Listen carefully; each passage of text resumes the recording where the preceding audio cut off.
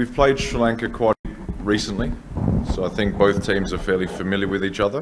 This is international cricket. The schedules are the schedules. Super 4-এ শ্রীলঙ্কা ম্যাচের নতুন শুরুর দিকে যত মনোযোগ tiger pace bowling coach Shaun টেইটের কাছে মুস্তাফিজ ভালো সম্পদ, দারুণ লিডার, পরীক্ষিত পারফর্মার। টাইগার পেস বোলিং কোচের আশা দুবাইয়ের উইকেটে লঙ্কানদের বিপক্ষে ভালো করবেন দ্য ফিজ।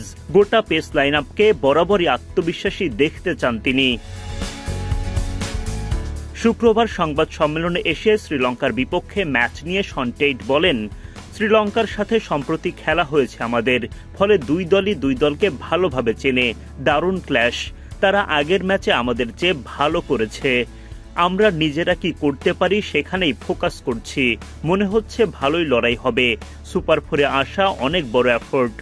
এবার সামনে তাকিয়ে আছি আমরা, সামনে বিগ ক্ল্যাশ।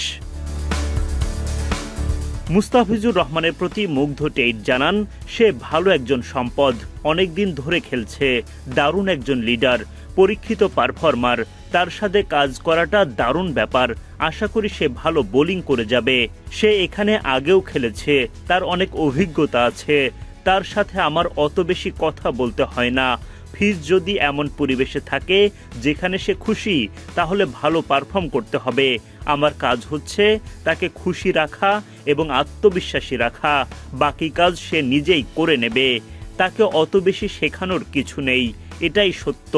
তার সাথে কাজ করা আমি অনেক উপভোগ করি। সে আমাদের দলের জন্য অনেক বড় প্লেয়ার। পাকিস্তানের সাবেক কোচ হিসেবে টাইগারদের সাথে তাদের খানিকটা মিল খুঁজে পান শন টেইট। কিছুটা আমি বলেছিলাম আত্মবিশ্বাসী হতে।